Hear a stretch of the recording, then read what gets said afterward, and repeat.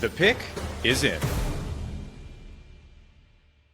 With the 37th pick, the Miami Dolphins select Jonah Savinaya, guard out of Arizona. Let's bring in Locked On Dolphins host Kyle Krabs to download on this. So, Kyle, Dolphins traded with the Raiders for this pick. Dolphins get the 2025 second-round pick at 37 and a fifth rounder. Raiders get a 2025 second rounder, third rounder, fourth rounder. What are your thoughts on this trade? Yeah, I think for Miami, this is kind of looking at what the objective was of this draft class now with Kenneth Grant in the first round and Savinaya in the second.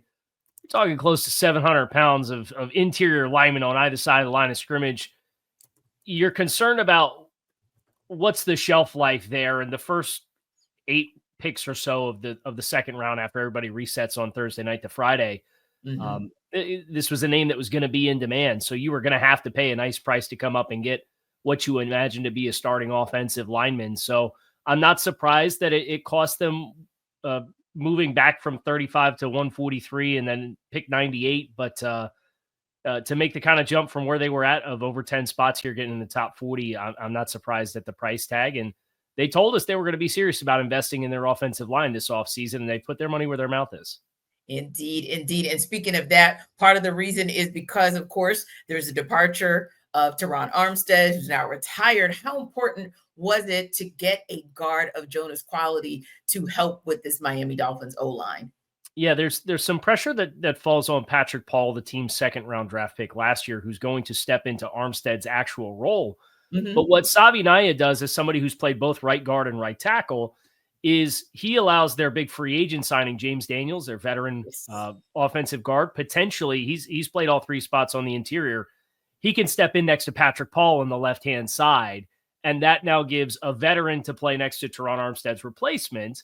And then you have Jonah Savinaya inserting in at right guard, potentially, between 2 players in Aaron Brewer and Austin Jackson who were in the scheme last year. So as far as the cohesion of the unit and providing that experience next to Patrick Paul, I think that's the greatest appeal of the domino effect for adding Savinaya and what it means for the rest of the group to kind of help mitigate the loss of Teron Armstead.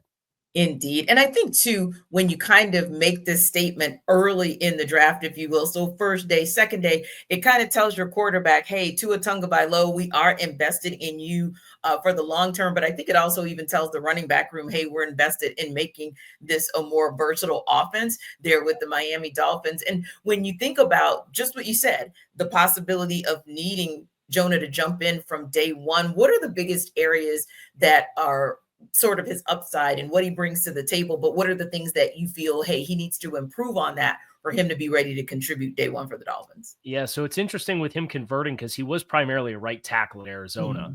So I thought a lot of his biggest warts came from when he was playing in isolation and had these wider landmarks or had to cover more grass, where when you put him inside, he's a really explosive linear athlete, but he's got tackle length. So he's got a pretty good gravitational pull to him. You put some bumpers on either side of him, I think that really bolsters the floor of his play. But I would assume there will be a bit of a transition as far as how quick things happen and the angles of playing inside versus being a tackle, which he primarily was this past year at Arizona. So a positional change is going to be in the cards. They announced him at the podium as a guard. I thought he was best as a guard. Sure enough, that's where they announced him to be the pick. But a lot of power, a lot of displacement ability, and short area, like linear explosiveness. And this offensive scheme is all about first 3 steps and exploding off the ball and creating displacement in the first 3 steps. So I think it's a really likable fit in that regard. Indeed. Well, it's good to see you, Kyle. I haven't seen you since the little one arrived back in our old NFL Today days. So hopefully everything is going well with you, Mrs. Krabs, and the little one. Good to see you and appreciate you for stepping back and giving us some time. Thanks, Tanitra. For continuing coverage of the Dolphins, subscribe to Locked On Dolphins wherever you get your podcast. For more on Jonah Savinaya, let's hear from Locked On Wildcats host Mike Luke, who spent a lot of time covering Jonah up close. Whenever team drafts, Jonah Savaiinaea is getting a player that is ready to come in and plug and play. I'm your host, Mike Luke of Locked On Wildcats. Follow us wherever you get your daily podcast. Jonah Savaiinaea is a freak. When he came here at 17 years old, Jed Fish said that this guy is going to be a starter from day one. You don't see players that carry around his physical attributes of being, 6'4", 325, but with ab muscles as well. He can really move. He can get to the next level. I think the thing with him is just consistency, because he's got every physical tool in the world, and he's incredibly strong. He's incredibly gifted. He's going to need a good offensive line coach, but if all breaks well for Jonah, Jonah has Pro Bowl potential. He is that type of player for whatever team gets him. I'm your host, Mike Luke of Locked On Wildcats. Subscribe wherever you get your podcasts.